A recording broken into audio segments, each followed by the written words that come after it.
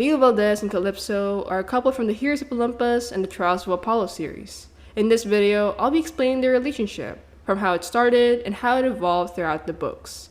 As usual, there will be spoilers following this. And with that, let's get into it. Before jumping into how Leo and Calypso's relationship started, let's give some background on who they are separately. So let's start with Calypso. Calypso is an immortal titaness and the daughter of the titan Atlas. During the First Titan War, Calypso sided with her people against the Olympian gods, and it turned out horribly. The Titans lost, and in punishment for working with them, the gods sentenced Calypso to isolation in an island called Ogygia. What made the curse worse was that she would only be visited once in a while by male demigods, whom she'd inevitably fall in love with, but they would always be forced to leave her. Calypso was doomed to be alone forever, and she hated it. The first mention we ever get of Calypso is in the Battle of the Labyrinth, or the 4th book of PJO. Calypso meets the demigod Percy Jackson, and she fell in love with him.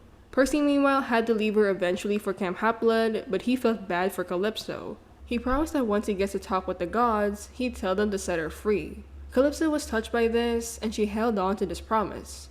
By the next book, or The Last Olympian, Percy made the gods swear on the river Styx to let Calypso out of Ogygia, and the gods agreed. Despite this, they never fulfilled this promise, and everyone forgot about Calypso. So let's leave Calypso on that note and introduce Leo Valdez. Leo was born to the god of craftsmanship Hephaestus and the mortal woman named Esperanza Valdez. His mom owned a mechanics store, and she and Leo would often hang out there. This prompted Leo's love of machinery and inventing, which were skills he was naturally good at thanks to his godly parent. Aside from this, Leo inherited an ability that only a few Hephaestus kids had, and that was fire powers. One of the earliest memories Leo had was his babysitter Tia Khalida, who was actually the queen of the gods Hera in disguise. As Tia Khalida, Hera placed Leo in questionable circumstances, like placing baby Leo next to fire for him to adopt, and she did this to train Leo for the upcoming Prophecy of Seven. This prophecy foretold of 7 demigods who would one day defeat the Earth goddess Gaia, and Leo was a part of this. Esperanza eventually learned of just how weird Tia Khalida was, and she made her leave. Things seemed relatively normal after this, until one fateful day. Leo was around 8 years old when he witnessed his mother die in a fire in the shop they owned. Gaia had started the fire to kill off Esperanza and hurt Leo, but Leo was convinced that he started it because of his fire abilities. In the chaos, Leo was passed out, and he woke up to find himself with paramedics. From that moment, Leo thought he was responsible for his mother's death because of his powers, and he would go on through foster home after foster home, but he would never settle down with any family. His families were horrible to him, and he would always run away from home. By the time he was 15, Leo had run away from a foster home for the 6th time, and he was caught by a truancy officer. Leo was brought to court and sentenced in the wilderness school for troubled kids, where he'll eventually meet 2 demigods who were also a part of the Prophecy of Seven. These were Jason Grace, a Roman demigod son of Jupiter, and Piper McLean, a Greek demigod daughter of Aphrodite. Long story short, Hera tampered with Jason, Piper, and Leo's memories into thinking that Jason was always in the wilderness school with Piper and Leo, while Jason basically had no memory of anything, even himself. Leo was convinced that Jason was his best friend, while Piper thought Jason was her boyfriend. So at this point, I'll try to summarize what happened to Leo in about 3.5 books. So bear with me here, because Leo is quite an important character before he meets Calypso, so let's continue. Once Leo and Piper realize that Jason has absolutely no memory of himself or who Piper and Leo are, they get pretty concerned as their bus goes to the Grand Canyon. There, the trio is attacked by Venti, and after a fight, a Greek demigod daughter of Athena named Annabeth Chase arrives to take them to Camp Half-Blood. By this point, Leo is beyond confused about what's happening, but on the ride to camp, he gets some more information on who he really is. Annabeth and her friend Butch explain that he was a demigod, and that they're bringing Jason, Piper, and Leo to Camp Half-Blood to keep them safe from monster attacks. Once they arrive at camp, Leo walked around the woods to find a bronze dragon named Festus, and although the campers found it untamable and broken, Leo was able to fix it. So if you want more information on Festus, I actually made a video on it, and it's linked down below. Anyway, Leo meets up with Jason and Piper, and Jason is given a quest to save Hera. It turns out the Hera was kidnapped, and they plan to use her to wake up the giant Peripheron and the Earth goddess Gaia, so the trio decide to save her. In their quest, they encountered many obstacles, and they used Festus to travel to their first destination, or Boreas' place. There, they are attacked by Chione, or the snow goddess, whom Leo actually had a crush on, and then they leave. After this, they landed for a bit because Festus' engine broke down, and Leo fixes him. While doing so, Jason and Piper get captured by Cyclopses, and Leo ends up saving them through a creative rescue with his tool belt. After a couple more events, they ended up meeting the sorceress Medea, and Medea uses Charmspeak to make Leo and Jason fight. Piper managed to intervene and save them both with her Charmspeak, and Festus breaks down again later on. They were forced to land and meet King Midas and Laertes. King Midas turned Leo and Piper into pure gold, but Jason managed to save them and undo the curse. Later that night, the trio set up camp, but they are attacked again by Lycaon, or the first werewolf. The Hunters of Artemis saved them, and Leo immediately had a crush on their Lieutenant Thalia Grace, or Jason's sister. Leo starts hitting on her, but Thalia didn't pay that much attention, and instead, she helped the trio get to Aelus's place. Jason, Piper, and Leo arrive there, and Leo gets the surprise of his life when he sees a drawing of a ship he named the Argo II. This drawing was something Leo made when he was a kid, but he lost it, and it actually foretold that Leo was going to build this ship later on. They ended up going to Mount Diabolo and encountered Gaia's giants. The trio fight them off, and after a pretty epic fight scene, they get a message to meet Thalia and the Hunters in the Wolf House. Once the trio arrives, they witness Chione freeze the Hunters, and Leo bravely walked in and fought Chione himself. Chione attacked them with her ice powers, while Leo fought back with his fire abilities. Leo's strength as a demigod is shown here, as he managed to make Chione leave, and he helps rescue Hera, who was trapped in a cage. Once Hera is free, she released her divine form and killed all the remaining giants single-handedly, and brought Jason, Piper, and Leo to camp. Once there, the trio along with the rest of the campers realized that Jason was not from Camp Half-Blood, but from a Roman camp called Camp Jupiter, and that they needed to build a ship called the Argo II to set sail there. So from this point, Leo became a leader to build the Argo II, and it was a tough job to finally finish the ship. Around the mark of Athena, or the third book of the Heroes of Olympus, Leo managed to finish the Argo II, and he set sail to Camp Jupiter along with Jason, Piper, Annabeth, and a satyr named Coach Hedge. When they arrived in Camp Jupiter, the tension is pretty high between the Romans and the Greeks. Leo joins a meeting held by the Roman leader or praetor Reyna Ramirez-Arellano, and things seem to be fine until a Roman demigod named Octavian asked to see the Argo II to ensure that it was safe. Leo brought Octavian there, but Leo was possessed by an Eidolon. The Eidolon made Leo fire an attack at Camp Jupiter with the Argo II, and the Romans are convinced that the Greeks betrayed them. A fight breaks out, and once the seven board the ship, everyone is pretty much angry with Leo for ruining the meeting. Leo explains that it wasn't him, and after a couple of chapters, the rest of the seven realize he's telling the truth. This was also the book where Leo formally met more characters, such as Annabeth Chase's boyfriend Percy Jackson, and the Roman demigods Hazel Levesque and Frank Zhang. Out of all of them, Leo became pretty close with Hazel. Hazel was taken aback when she first saw Leo because it gave her flashbacks of Leo's grandfather Sammy Valdez, whom Hazel actually fell in love with before Hazel died and came back to life.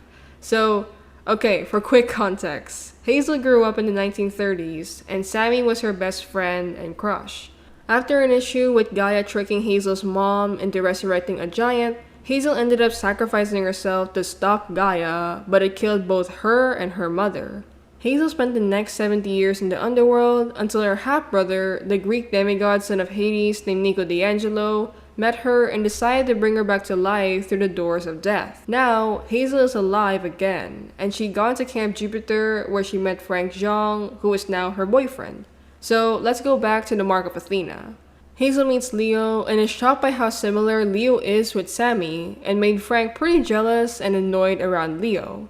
Throughout the book, Frank was suspecting that something was happening between Hazel and Leo, as Leo and Hazel do get close in some scenes. It's not clearly stated, but I think that Leo had a crush on Hazel, but it was not anything important as Leo was aware that Hazel and Frank were together romantically. Anyway, one of the scenes between Leo and Hazel was when they went out to get supplies for the ship and encountered Nemesis, or the goddess of revenge. Nemesis gets into Leo's head and tells him that he'll always be the seventh wheel, or the outcast of the group, and gives him a fortune cookie to use later. This reflects Leo's inner insecurity, and he tries to brush it off through humor, and it's a defining moment in Leo's life. After this, Leo and Hazel bond more, and Hazel decides to give Leo the truth about why she feels drawn to him. They enter a flashback together and realize that Leo was indeed Sammy's grandchild, and Leo is stunned. Once they leave the memory together, Hazel cries, and Leo holds her just in time for Frank to barge in and tell them that the ship was under attack. Coach Hedge points out that Leo and Hazel were holding hands as if they were together, and Frank gets upset.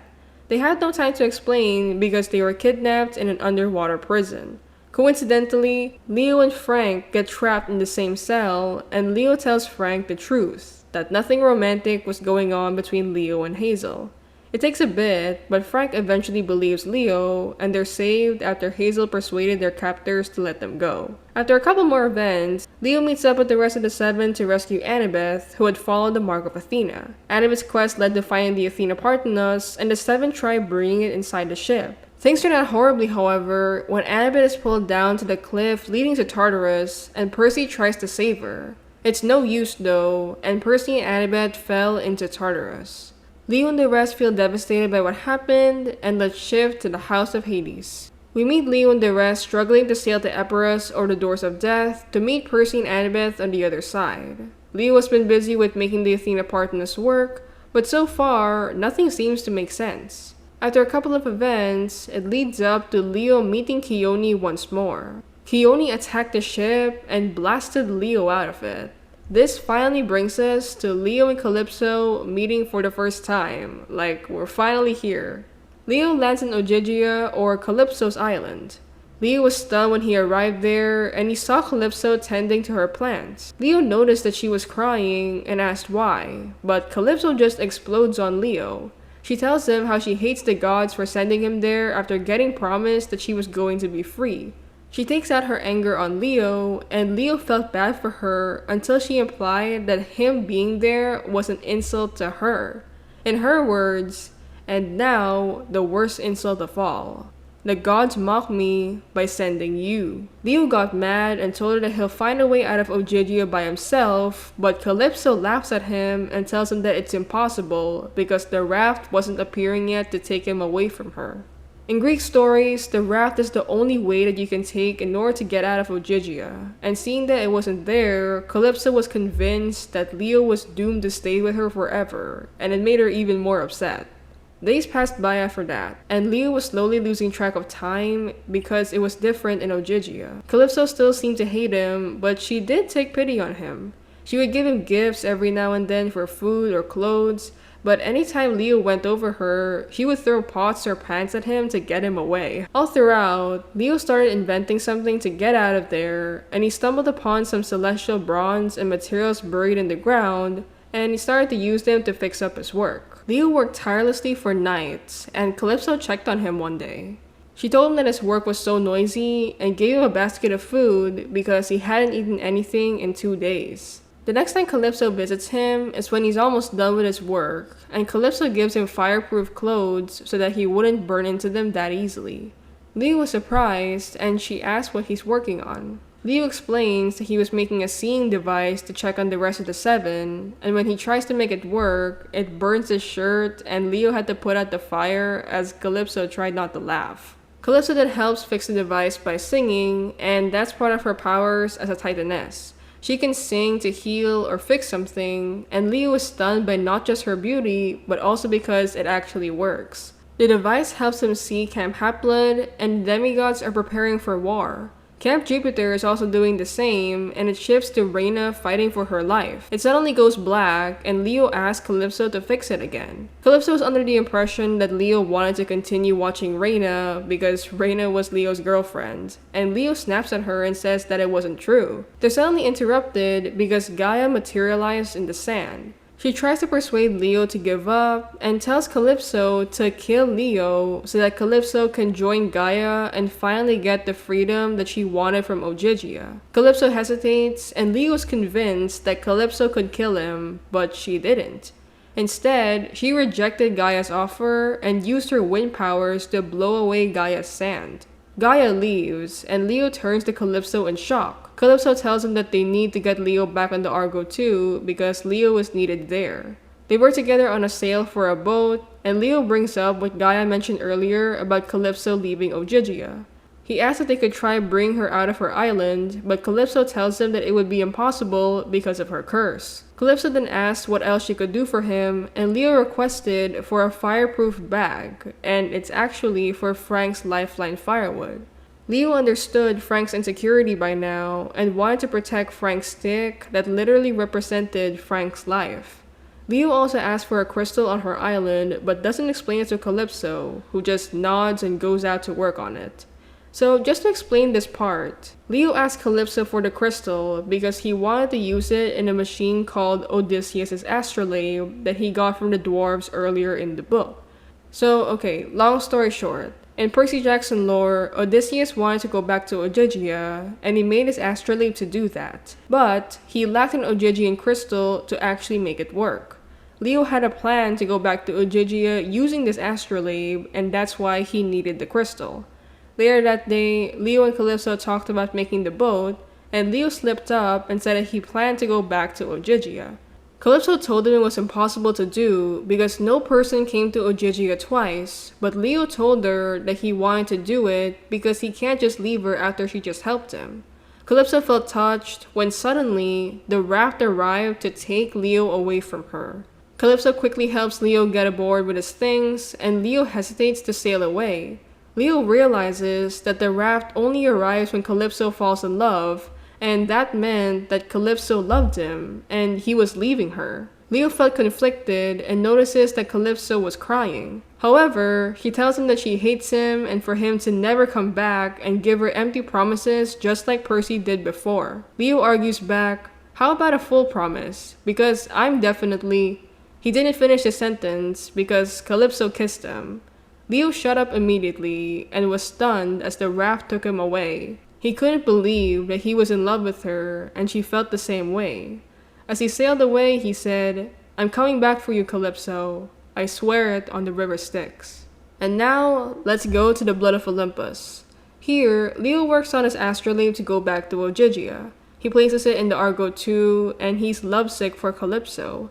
He admits this to Hazel, and throughout the book, he managed to fix the astrolabe. Leo develops a very risky plan of going back to Ogygia, but he also decides to sacrifice himself to defeat Gaia. He didn't tell everyone about the plan, except for Frank and Hazel. During the final battle against Gaia, Leo sacrifices himself, and it defeats Gaia.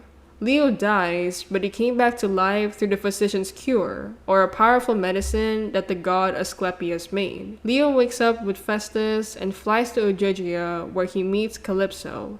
Calypso makes a joke that he was late, and Leo tells her that traffic was deadly, because he was literally dead for a while. Calypso happily kisses him, and they fly off to the unknown on Festus. This brings us to the Hidden Oracle, or the first book of the Trials of Apollo series. Around this time, Leo and Calypso had been traveling for months on Festus. They encountered many obstacles, like the literal sea of monsters, an unknown event that happened in Albania, and the Cyclops Polyphemus. Leo sent a holographic scroll to camp to tell them that he and Calypso were alive and going back to Camp Haplid that made all the campers annoyed with him, yet relieved. By the end of the Hidden Oracle, Leo and Calypso landed in Camp Haplid after it was attacked by the Colossus Neuronus.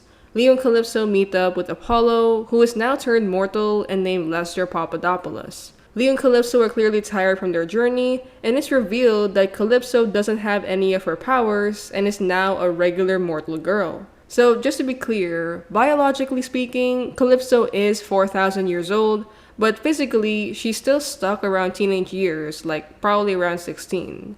After this, Leo and Calypso agreed to help Apollo fight against Triumvirate Holdings, or the organization of 3 evil Roman emperors, and this brings us to the second book, or the Dark Prophecy. Here, Leo and Calypso's relationship turns a bit sour. From months of traveling on Festus, it really strained their relationship, and it's seen here. Leo, Calypso, and Apollo land in Indianapolis and are attacked by creatures called Blemye. Leo and Calypso try fighting back, but it's no use until they're saved by a former hunter of Artemis named Emmy. Emmy saves them and brings them to safety in a place called the Way Station. The trio stay there for a while, and Leo and Calypso seem to have a strained relationship. They constantly argued, and once, Leo and Calypso got into a pretty big argument. They were talking about Emmy and her wife Josephine's kid named Georgina, and Leo was thinking of programming Festus to find Georgina. Calypso scolds Leo here for treating everything like a machine, and that all problems can be fixed easily with one.